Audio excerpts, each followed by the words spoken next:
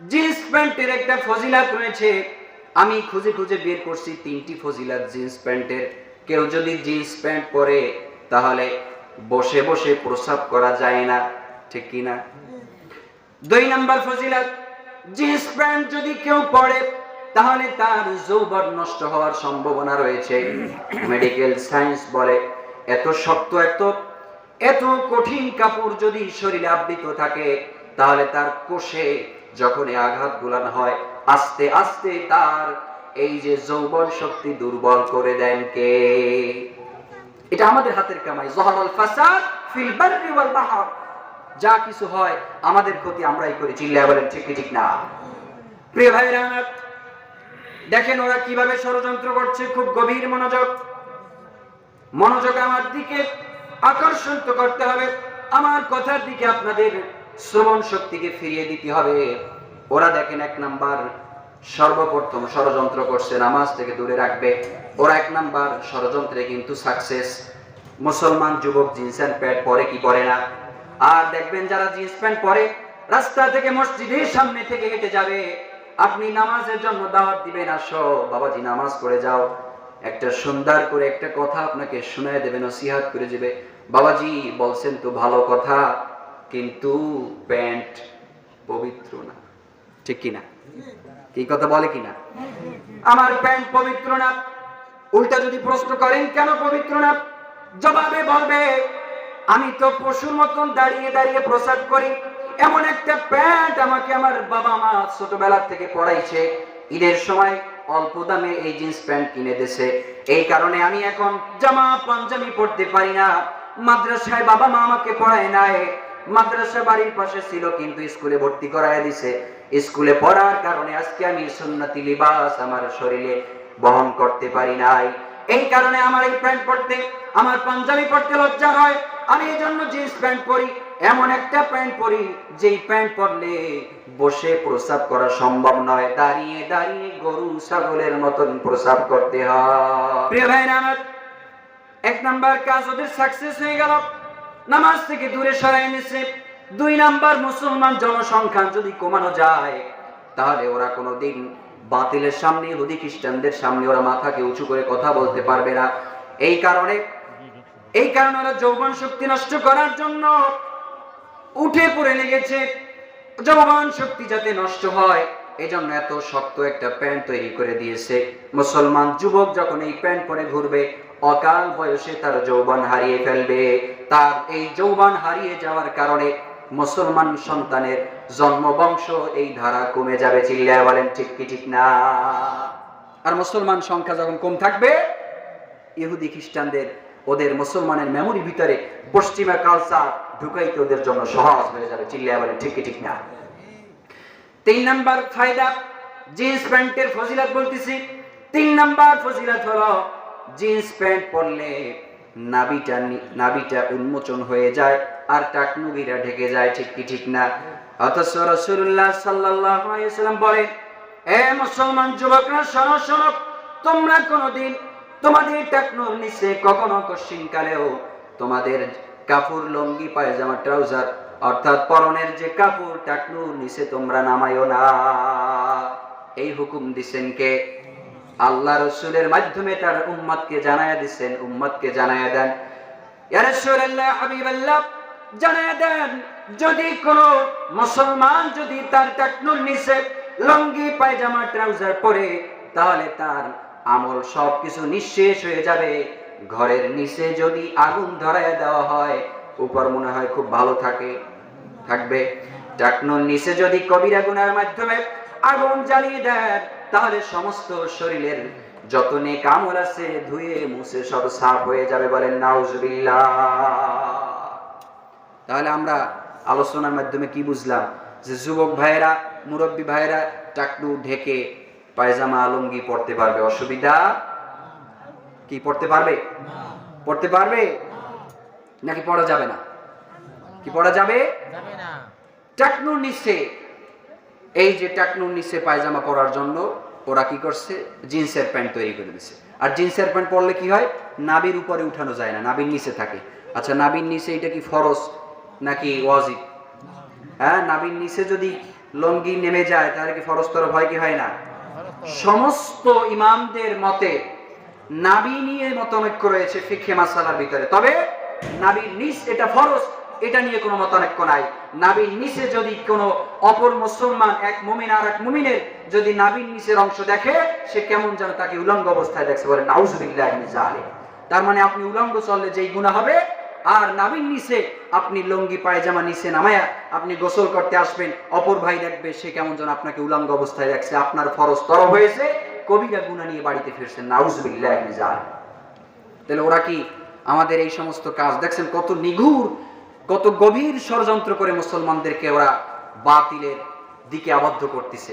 প্রিয় ভাইরা আমার, ষড়যন্ত্র এই জন্য লুকমান হাকিম তার সন্তানকে এক নাম্বার বলতেছে, সন্তান ইয়া বুনাইয়া আকিমিস সালাত, শোনো শোনো সন্তান, তুমি কোনোদিন নামাজ তরক করবে না। আকিমিস সালাত, নামাজ কায়েম করো, নিজে নামাজ পড়ো, সমাজের ভিতরে নামাজকে প্রতিষ্ঠা করো। সমাজে কিভাবে নামাজ কায়েম করা যাবে, কোন দল কায়েম করবে, সেই প্রয়োজনে সেই দলের পিছনে হাঁটো। যদি তুমি নিজে কায়েম না করতে পারো, তুমি নিজে দল গঠন করো। যদি দল গঠন করতে না পারো, যেই দল নামাজ কায়েমের পক্ষে থাকবে সেই দলের পিছনে থাকো। এজন্য আল্লাহ বলেন, ইয়া আইয়ুহাল্লাযীনা আমানুত্তাকুল্লাহা ওয়া কুনু মা'আস সাদিকিন। সুবহানাল্লাহ পড়ে, ইয়া আইয়ুহাল্লাযীনা আমানুত্তাকুল্লাহ, এ বান্দারা শোনো শোনো, তোমরা আল্লাহকে ভয় করো। ওয়া কুনু মা'আস সাদিকিন, সাদিকিনদের সঙ্গী হও। যেই দল যেই মত যেটা ইসলামের পক্ষে থাকে তাদের সঙ্গী হয়ে থাকো। আল্লাহওয়ালাদের সোহবত নাও, সত্যবাদীদের সোহবত নাও, যারা ইসলামের ঝান্ডা নিয়ে সামনে অগ্রগামী ভূমিকা রাখে তাদের পিছনে তোমরা থাকো, ঐক্যবদ্ধ হয়ে থাকো। সফলতা দিবেন কে? জোরে বলেন, সফলতা দিবেন কে? এজন্য ইসলামের পক্ষে থাকতে রাজি আছেন কি নাই? কারা কারা আছেন হাত তুলে দেখেন। আল্লাহু আকবার, জোরে বলেন লিল্লাহি তাকবীর, হাত নামান। প্রিয় ভাইরা আমার, লুকমান হাকিম তার সন্তানকে বলতেছে, ইয়া বুনাইয়া আকিমিস সালাত, এ সন্তান নামাজ কায়েম করো। ওয়া'মুর বিল মারুফ ওয়ানহা আনিল মুনকার, সৎ কাজে আদেশ করো। ওয়ানহা আনিল মুনকার, অসৎ কাজে অবৈধ কাজে তুমি নিষেধ করো। জেনে রাখো, জেনে রাখো, আলা মা আসাবাক ওয়াসবির আলা মা আসাবাক, এবং কি করবে? বিপদের সবর করবে। নিশ্চয় এটা খুব ইন্না যালিকা মিন আজমিল উমুর, এটা খুবই সংকল্পবদ্ধের কাজ, খুব কঠিন কাজ। বিপদের সময় সবর করা অনেক কঠিন কাজ, ঠিক কি ঠিক না? বিপদের সময় সবর করব কার উপরে? আমি যদি অসুস্থ হই শুকরিয়া করব কার? বিপদে পড়লেও শুকরিয়া করব কার? সুস্থ থাকলেও শুকরিয়া করব কার? কারণ আমাদের আল্লাহ ছাড়া বিকল্প আর কোনো রাস্তা নাই। চিল্লায় বলেন ঠিক কি ঠিক না? আমার বন্ধুগণ, গভীর মনোযোগ। লুকমান হাকিম তার সন্তানকে তিনটা নসিহত করার পরে চতুর্থ নসিহত করলেন, হে সন্তান শোনো, বিপদে সবর করবা, বিপদে সবর করবা। বিপদ যতই আসুক না কেন, একদিন তুমি যদি এই বিপদের উপরে সবর করো, আল্লাহর উপরে ফল মিষ্টি হবে। ঠিক কি ঠিক না? আমরা 15 বছর বিপদে, 16 বছর বিপদে সবর করেছি, ফল দিছেন কে? শান্তি দিছেন কে? দোয়া করি রব্বে কারীম যেন আমাদের বাংলাদেশকে ইসলামের সুশীতল ছায়াবদ্ধ করে নেন। বলেন আমিন। আল্লাহ কবুল করুন। আপনারা চান কি চান না? চান তো? ইসলামী শাসন চান তো? আল্লাহ আমাদেরকে এমন একজন শাসক দিক যার মাধ্যমে নামাজ কায়েম হবে, অন্যায় প্রতিহত করবে, সমস্ত বাতিল নাস্তিক মুরতাদ রাম বাম পালাইতে বাধ্য হবে। চিল্লায় বলেন ঠিক ঠিক না? প্রিয় ভাইরা, 5 নম্বর নসিহত করলো, ওয়ালা তুসাইর খাদ্দাকা লিন-নাসি ওয়ালা তামশি ফিল আরদি মারহা। লুকমান হাকিম তার সন্তানকে নসিহত করে বলতেছে, সন্তান রে শোনো শোনো, তোমাকে এখন যে নসিহতটি করব গুরুত্বপূর্ণ নসিহত, সেটা হলো অহংকার করবা না। মানুষের সামনে অহংকার বশত কখনো অবজ্ঞা করে কথা বলবে না। ছোট হোক বড় হোক, তোমার সামনে যেই আসবে বিনয়ের সাথে নম্রতার সাথে বলবা ক্বালু সালামা। সুবহানাল্লাহ পড়ে। এটা হলো রহমানের গোলাম, যারা রহমানের বান্দা। আমরা কার বান্দা? জোরে বলেন কার? আরো জোরে চিৎকার মেরে বলেন কার? আমরা আল্লাহর বান্দা, রহমানের গোলাম যারা, রহমানের বান্দা যারা, তারা সব সময় বিনয়ের সাথে কথা বলবে। আল্লাহ বলতেছেন ওয়াইবাদুর রহমানিল্লাযীনা ইয়ামশুনা আলাল আরদি হাওনা ওয়া ইযা খাতাবাহুমুল জাহিলুনা ক্বালু সালামা। সুবহানাল্লাহ পড়ে।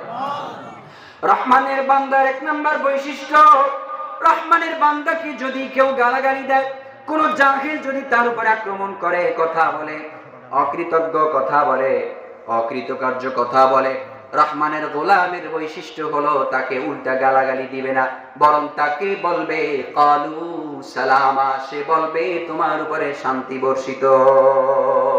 সুবহানাল্লাহ। তাহলে আমাদেরকে গালাগালি দিলে তো উল্টা গালাগালি দেব না?